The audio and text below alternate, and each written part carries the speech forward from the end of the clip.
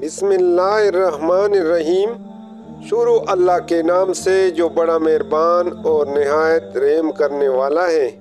محترم ناظرین، السلام علیکم۔ آج کی ویڈیو میں ہم قوم فرعون پر 6 قسم کے عذابوں کا ذکر کریں گے۔ اللہ تعالیٰ قرآن مجید سورہ اعراف آیت 33 میں ارشاد فرماتے ہیں، پھر ہم نے ان پر طوفان بھیجا اور ٹڈیاں اور گھن کا کیڑا اور مینڈک اور خون۔ اس آیت میں قوم فرعون پر مسلط ہونے والے 5 قسم کے عذابوں کا ذکر ہے۔ حضرت عبداللہ بن عباس رضی اللہ تعالیٰ عنہ کی تفسیر کے مطابق ان میں سے ہر عذاب ایک معین وقت تک رہا، پھر موقوف ہو گیا اور کچھ مہلت دی گئی۔ اس کے بعد دوسرا اور پھر تیسرا عذاب الگ الگ وقتوں میں آیا۔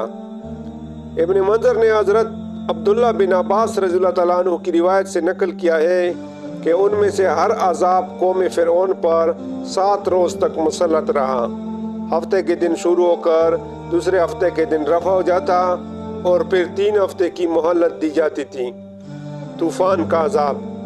امام بغوی رحمۃ اللہ علیہ نے باروایت ابن عباس رضی اللہ تعالیٰ عنہ سے نقل کیا ہے کہ جب پہلی مرتبہ قوم فرعون پر قحط کا عذاب مسلط ہوا تو موسیٰ علیہ السلام کی دعا سے رفع ہو گیا، مگر یہ لوگ سرکشی سے باز نہ آئے۔ نیز حضرت موسیٰ علیہ السلام نے دعا کی، اے میرے پروردگار، یہ ایسے سرکش لوگ ہیں کہ عذاب قحط سے بھی متاثر نہ ہوئے اور معاہدہ کر کے پھر گئے ہیں۔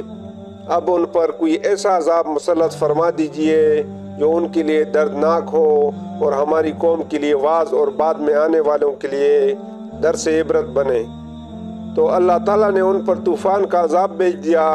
قوم فرعون کے گھروں اور زمینوں کو پانی کے طوفان نے تباہ و برباد کر دیا، جبکہ بنی اسرائیل کے مکانات اور زمینیں اس پانی کے طوفان سے محفوظ رہیں۔ ٹڈیوں کا عذاب۔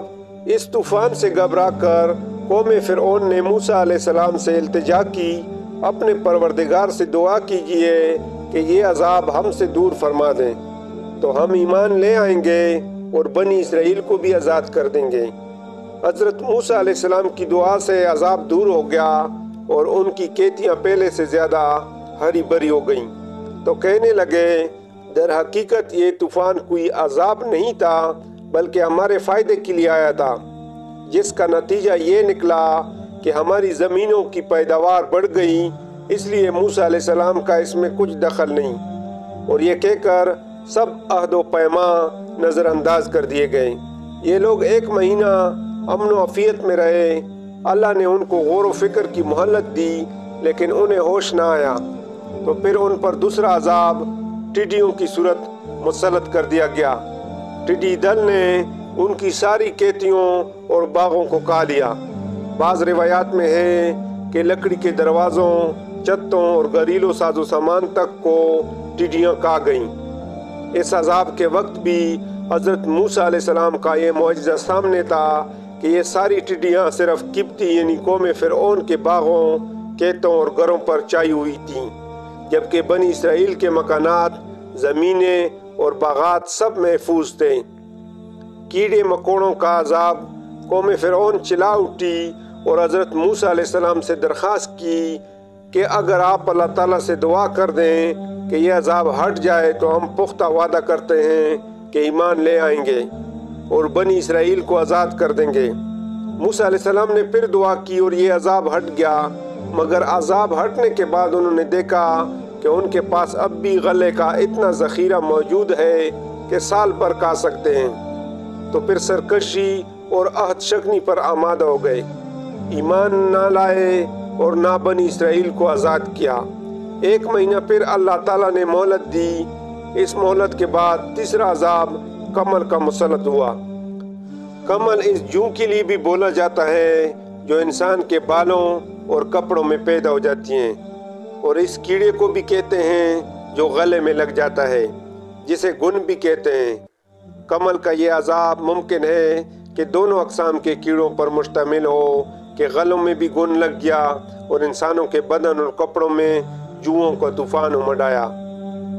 اس گھن نے غلوں کا حال ایسا کر دیا کہ 10 سیر گیہوں پیسنے کے لیے نکالتے تو اس میں 3 سیر آٹا بھی نہ نکلتا، اور جوؤں نے ان کے بال، پلکیں اور بوئیں تک کھا لیں۔ مینڈکوں کا عذاب۔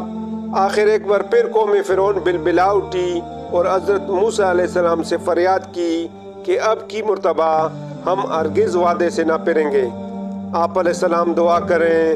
حضرت موسیٰ علیہ السلام کی دعا سے یہ عذاب بھی ٹل گیا، مگر وہ کہاں عہد پورا کرتے۔ پھر عافیت ملتے ہی سب کچھ بھول گئے اور منکر ہو گئے۔ پھر بھی ان کو 1 ماہ کی مہلت دی گئی، مگر اس مہلت سے بھی کوئی فائدہ نہیں اٹھایا، تو ان پر چوتھا عذاب مینڈکوں کا عذاب مسلط کر دیا گیا، اور ان کے گھروں میں اس کثرت سے مینڈک پیدا ہو گئے کہ جہاں بیٹھتے مینڈکوں کا ڈھیر لگ جاتا۔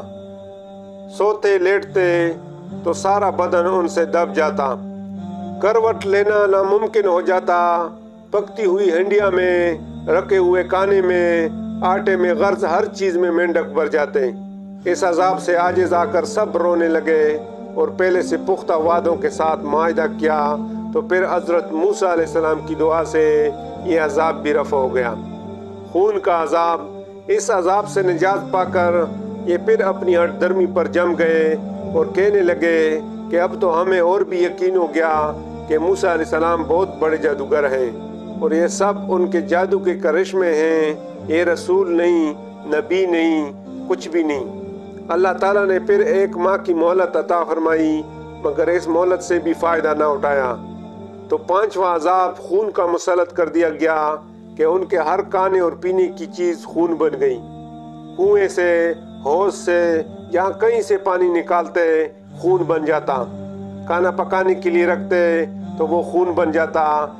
ان سب عذابوں میں حضرت موسیٰ علیہ السلام کا یہ معجزہ مسلسل تھا کہ ہر عذاب سے اسرائیلی بالکل مامون و محفوظ تھے۔ خون کے عذاب کے وقت قوم فرعون کے لوگوں نے بنی اسرائیل کے گھروں سے پانی مانگا، جب وہ ان کے ہاتھ میں گیا تو خون بن گیا۔